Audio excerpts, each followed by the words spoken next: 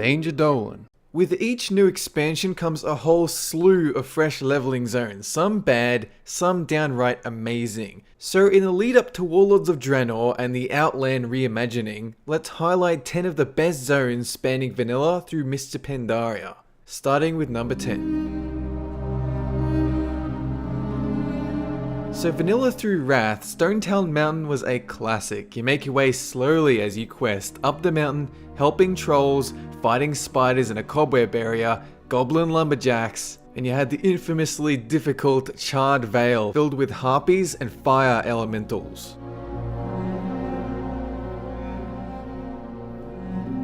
But in Cataclysm, they totally overhauled the zone. It's almost unrecognizable. For instance, in the Horde version, you enter through the Fold, which is the lumberjack area, and you get a flag buff, which increases in level as you complete quests, which is a nice little progression curve there. You also had town phasing, and the story actually progressed from the vanilla through Wrath days. I am nostalgic for the old Stonetown Mountain, but I do like what they did with it. And now moving on to number 9. So Howling Fjord, first up we got a message on the DD Guides subreddit from Bellular Gaming, and he says, I love the blend of story and aesthetic. The initial boat landing and quest lines were really fun, and the way in which you adventured from hub to hub felt really nice. It is a shame that the Horde only got this little forsaken nook on the east side of Howling Fjord, so we didn't get that awesome entrance where you float down the river.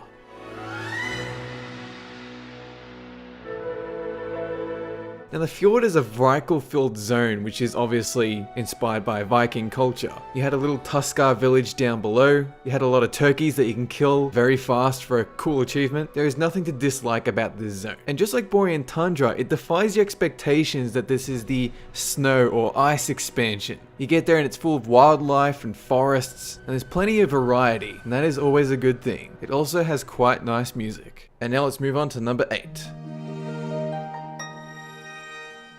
Eversong Woods was the first zone they ever created in Burning Crusade. It is majestic and it is very cozy. And Silvermoon is epic on the level of Stormwind, and it's a real shame that people abandoned it simply because it wasn't in the right area for people to congregate. It's so out of the way, and it is set on the Burning Crusade server. Not to mention the city isn't actually finished. It's mostly just a cardboard cutout, since it assumes you won't be able to fly.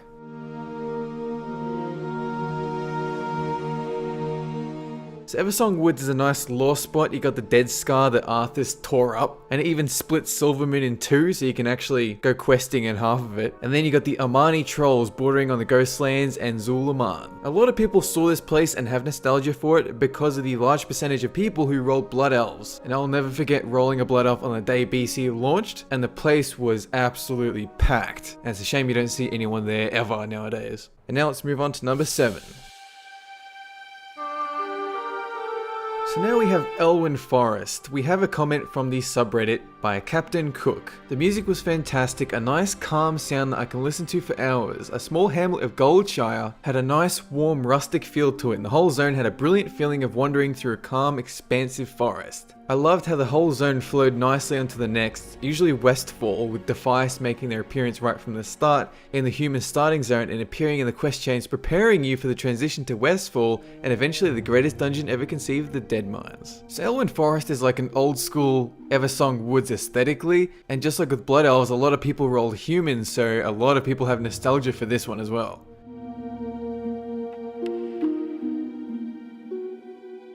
Now back in Vanilla WoW, before they overhauled all the zones for Cataclysm, some quest zones just weren't fleshed out enough. There weren't enough quests or anything like that. They were just awful places. But Elwyn Forest was perfect. It flowed nicely then and it flows nicely now. You also had Hogger, which was amazing because you could have 40 level 1s and actually take him down. You can still see him in the stockades, but it's just not the same. Likewise in Vanilla, you had Murlocs in their little camps, and they were horrible. They crushed your face and screamed nonsense at you. And I think it's because of that that we love this zone. And now we move on to number 6. Now Storm Peaks is a massive zone in scope, and back when flying was actually really slow, it took you forever to reach the top of Thorm's Tower, and this only made it more epic. And just like Zuldrak, you slowly ascended your way up the mountain as you quested. But at this point, it encourages you to fly because you learn flying at level 77. And this was a zone that was just built around it. It made you feel like your toon was advancing and progressing. And it's something quite different from what you felt before.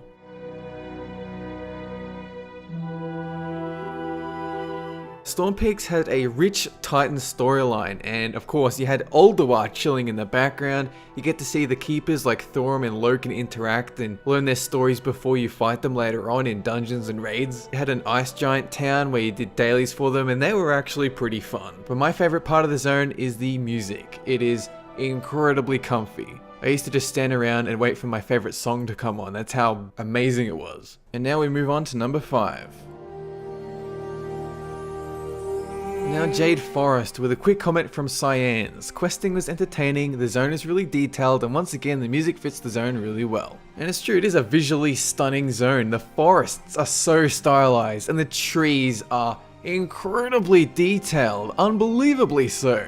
And the entire zone is massive in scale. It's a big zone, way bigger than necessary for 85 to 86. If it was a 10 level expansion, this zone would have easily taken 3 or 4 levels.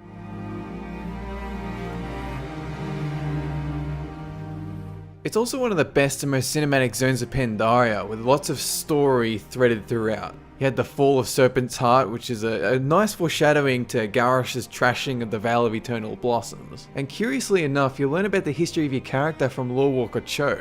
So Jade Forest was the first big step to introducing story in the monotonous grinds. But above all, it's just an amazing looking zone with plenty of variety. But now we move on to number 4.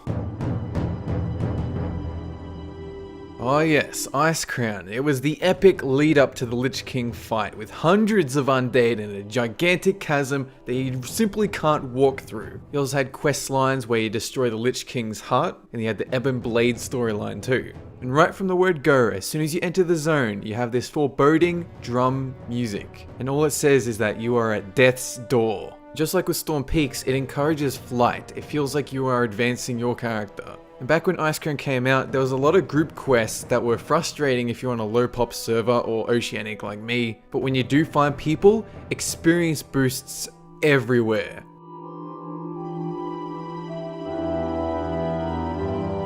And at the very center of Icecrown is a big spire waiting for you, and you know that Arthas is at the top planning shit. It is a shame that you can fly to the top pretty much instantly as soon as you got a flying mount. It makes it quite a bit less epic when you can just go up there and just look around and be like, wow, this isn't finished. Ideally, it should have been like the Final Fantasy VII Sephiroth North Canyon barrier, where as soon as you approach the top of the spire, it catapults you backwards and says, whoa, you can't go there. It's too epic for you. At least there wasn't a target dummy Arthas placeholder up there. That would have been disappointing. And now we move on to number 3.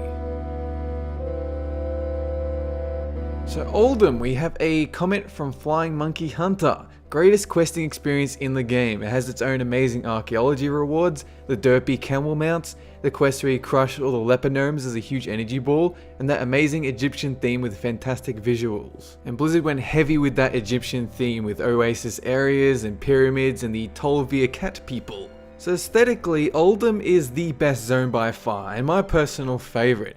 But people look at the zone negatively because of all the Harrison Jones pop culture quest lines. People wanted actual WoW fantasy staples, and nobody wanted to see it turn into the joke zone.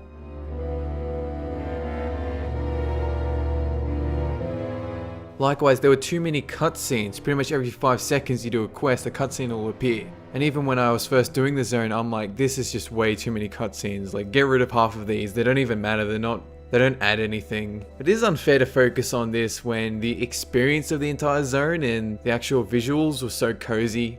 But you had the floating sky wall up there just hovering, like, what is it doing there? And that provides a bit of mystery and wonder. Oldham gave us some really cool dungeons as well, like the Lost City and the Halls of Origination. It's definitely one of my favorites. And now moving on to number 2. Grizzly Hills. It's a foresty, national park, touristy, wildlife vibe. And what's really cool about it is you had the failed world tree Vordrassel, which had been split in 2, and now it's the Grizzlemore home of the polar furbolgs, and it ties the whole zone up, since you have certain areas of the tree that fell in certain spots and they named the spot after it. And it's quite a nice contrast from the adjacent zones like Dragonblight, which is full of ice, and then you had the peaks of Howling Fjord.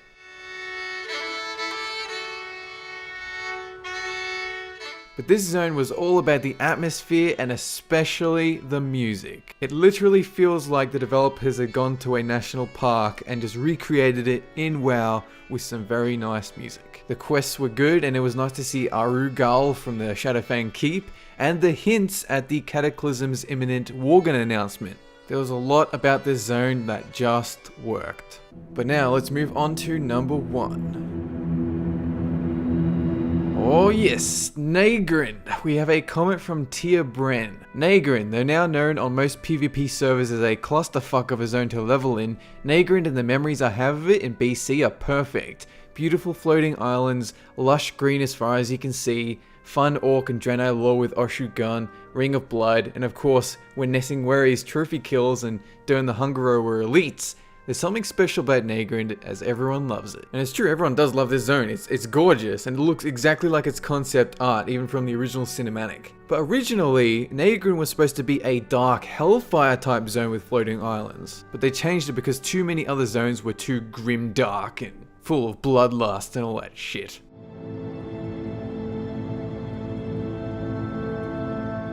There are certain things we love about Nagrand, and just like Tia Bren mentions, the Ring of Blood questline was awesome because you get so much experience just by grouping with someone else. And even to this day, it's always worth a visit to go up there and do the Ring of Blood to get just a crap ton of experience really quick. Likewise, though people don't really like doing the grindy Hermit Nesingwari quests, the kill ones, they do reward a lot of experience and they're not that difficult. Auchindoun, which is the Draenei ship that crashed into the planet that originally had them settle there, there's a lot of lore there. You had some giant Gronds surrounding it, and dailies and the Sunwell patch bring you back to Nagrand in that same spot. And yes, there is good PvP to this day to capture the neutral town of Halar, and this zone will be revamped for WoD. We're just gonna have to wait to see if it's faithful to the original. Anyway, that's it for this top 10 list. If you'd like to suggest another top 10, then do visit reddit.com/r/theddguides. Have a good one.